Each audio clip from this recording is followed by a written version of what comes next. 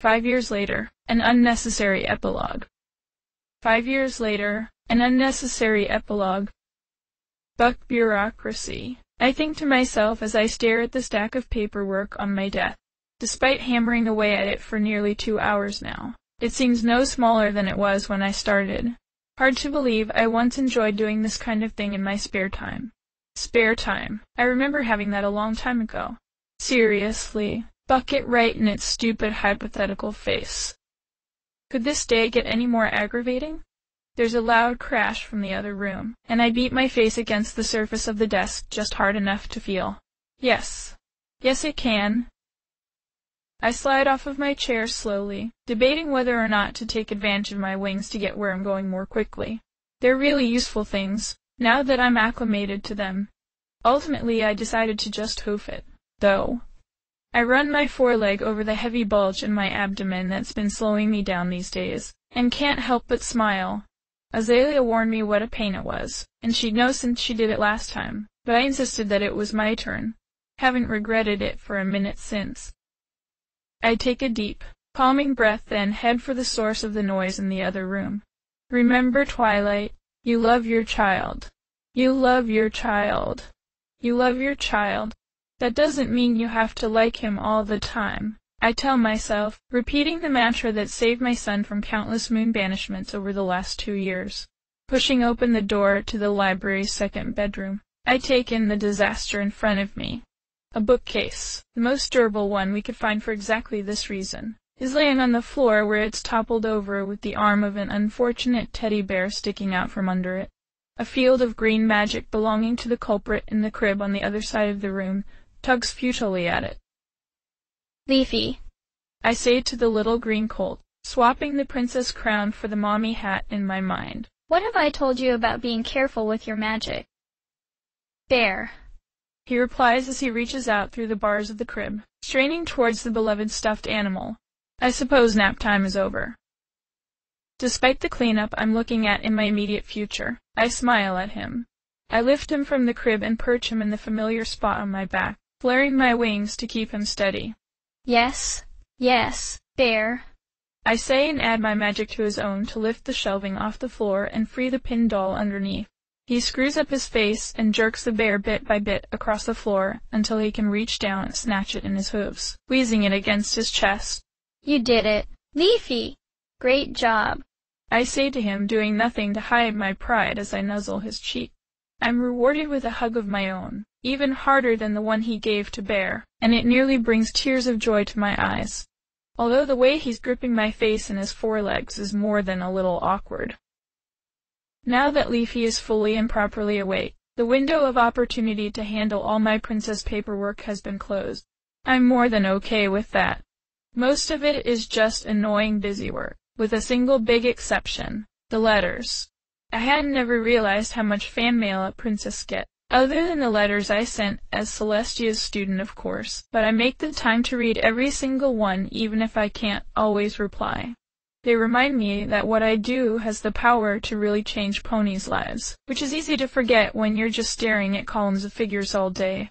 Call me selfish, but the little life perched on my back and the one growing inside of me will always get preferential treatment. It doesn't take as long as I feared to clean up the mess Leafy made. The only real damage is a broken picture frame containing a shot of me, Azalea, and Spike laughing at a picnic together. Even though Spike moved out when Leafy was born, this still feels like his room to me. Sure, we needed the space, although I would never have made him leave if he hadn't suggested it himself, but even with him living just 8 blocks away, it changed the dynamic of our relationship a lot. It's good for both of us, I think, and I know he appreciates having his own lair, even if it's really just a studio apartment. Needs new curtains, though, no matter how he bristles whenever I tell him so. My horn glows, and the shards of glass lift from the ground and fuse back together into a single pane within the frame. Leafy watches from my back, entranced by the workings of my magic. Again, he shouts when I'm finished. Sorry, hun. Maybe later. I tell him. The last thing I need is for him to get the idea that he can break things just to watch me fix them. So I trot out of the room humming a familiar song to him. If 2-year-olds weren't so easily distracted, I doubt any parent would stay sane long enough to see their 3rd birthday. And the song does exactly what I expect it to. My ear twitches. I still have the whole super alicorn senses thing going, although I can filter it out most of the time. Right now, my improved hearing recognizes the rhythm of the hooves that just turned the corner a block or so away. Leafy, Mommy Azalea's coming home. Yay? Mommy Azalea, He shouts, rolling off of my back with a splat as he hits the floor and bouncing around with unbridled joy. It's about 5 minutes later when Az pushes open our front door and walks into the library. Leafy rushes over to her first. As per usual, he is rewarded with a long hug from my exhausted wife. Her mane and tail are both frazzled from an entire day working in her flower shop. She probably hasn't realized that she has a smudge of dirt on her cheek either. She is, and always will be, the most beautiful thing I've ever seen. Blame all the extra hormones affecting my brain if you want to, but if Leafy weren't right there watching us, I might snatch her up and ravage her here and now. Welcome home, is what I say to her instead. I'm thoroughly rewarded with a deep, lingering kiss and I savor every second of it. I miss her when she's out running her flower shop, although I suppose technically it's my fault she even has it to run. Still, we had the money. It was nearly her birthday, and crossbows and bowling balls had just gone out of business downtown. Was I supposed to not lease it for her? Didn't get the reaction I expected from that. She was, frankly, really ticked off that I'd spent that much of our money without discussing it with her first. I get that, I really do, but it was her dream to own her own store, and she's done such a great job managing it. I have never even for an instant regretted marrying her. It was about a year after my coronation that I popped the question. Planned the whole thing out over the course of a month. I thought all my new responsibilities would have scared her away, but nothing could be further from the truth. If anything, she's the bastion of sanity who never fails to bring me back down to the ground, literally and/or figuratively, whenever I start to get overwhelmed. I'm just about the luckiest pony in the world, I think.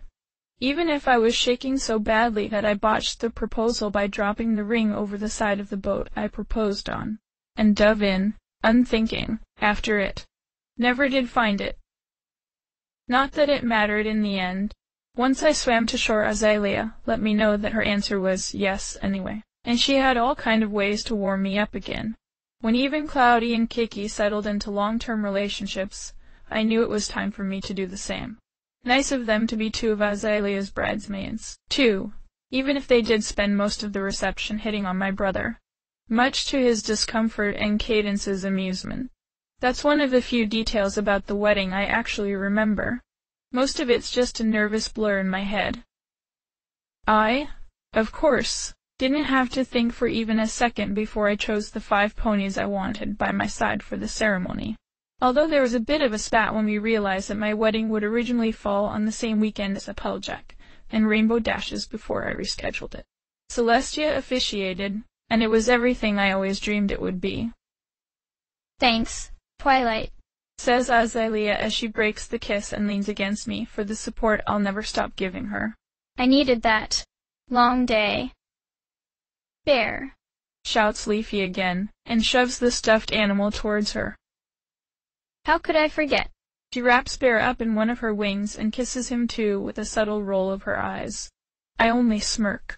That's pretty much my entire life in a nutshell these days. No reason she should get to be exempt from the embarrassing mom duties. I'm making pasta and wheat balls for dinner. I've been craving them all day. I tell her. I remember what that's like. She replies from where she's draped a wing over Leafy. For me it was usually pickles. You always crave pickles. I remind her, or she can answer that I wince and kneel down. The baby just kicked. We decided to let the race and sex be a surprise this time, but secretly I'm thinking that Azalea's Earth pony heritage won out if that kick was anything to go by. She joins me on the floor and rubs my belly reverently. Hee hee. Stop it. That tickles. Sorry, can't help myself. She says as she spreads out her wings so the very tips of her primaries overlap with mine. The same quiet way she's said, I love you since I grew them. Oh, I picked up the train tickets for next week on my way home. We'll have an extra day in Canterlot before we head on to Saddle Arabia. I grin. I've been looking forward to this vacation for 3 months, even if it's technically a diplomatic visit. That's fine. We'll drop Leafy off at my parents' and then swing by the palace. It would be nice to see Rarity again. My time with her has been a lot more scarce since she and Morning Glow got engaged.